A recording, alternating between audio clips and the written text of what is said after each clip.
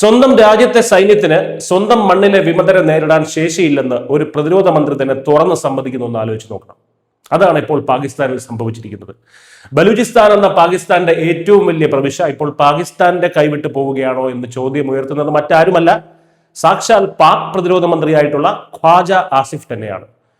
Pak national അസംബ്ലിയിൽ നടത്തിയ പ്രസംഗത്തിൽ പാകിസ്ഥാൻ ഭരണകൂടം ഞെട്ടിക്കുന്ന ആ സത്യം ഒടുവിൽ സമ്മതിച്ചിരിക്കുകയാണ്.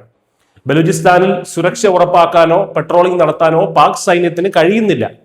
പാക് സൈന്യത്തെക്കാൾ എല്ലാ അർത്ഥത്തിലും ബലൂച്ച് വിമതർ മുന്നിലാണെന്ന് മന്ത്രിയുടെ കുറ്റസമ്മതം. പാക് സൈന്യം ഉപയോഗിക്കുന്നതിനേക്കാൾ അത്യാധുനികമായിട്ടുള്ള ആയുധങ്ങളും സാങ്കേതിക വിദ്യയുമാണ് ബലൂച്ച് പോരാളികളുടെ കൈവശമുള്ളത്. ഇതിനൊരു കണക്കും മന്ത്രി നിരത്തുന്നുണ്ട്. പാകിസ്ഥാന്റെ ആകെയുള്ള ഭൂവിസ്തൃതിയുടെ 40% വരും ബലൂചിസ്ഥാൻ. ഇത്രയും വലിയൊരു പ്രദേശം നിയന്ത്രിക്കാൻ പാക് സൈന്യം ശാരീരികമായി പോലും പ്രാപ്തരല്ല. മറുവശത്ത് ബലൂച്ച് പോരാളികൾ ഉപയോഗിക്കുന്നത് $20,000, അതായത് ഏകദേശം 16 ലക്ഷം രൂപ വിലമതിക്കുന്ന അത്യാധുനിക യുദ്ധ ഉപകരണങ്ങളാണ്. രാത്രിയിലും കൃത്യമായി ഉന്നം പിടിക്കാൻ സഹായിക്കുന്ന തെർമൽ ലേസർ സംവിധാനങ്ങൾ അവരുടെ തോക്കുകളിലുണ്ട്.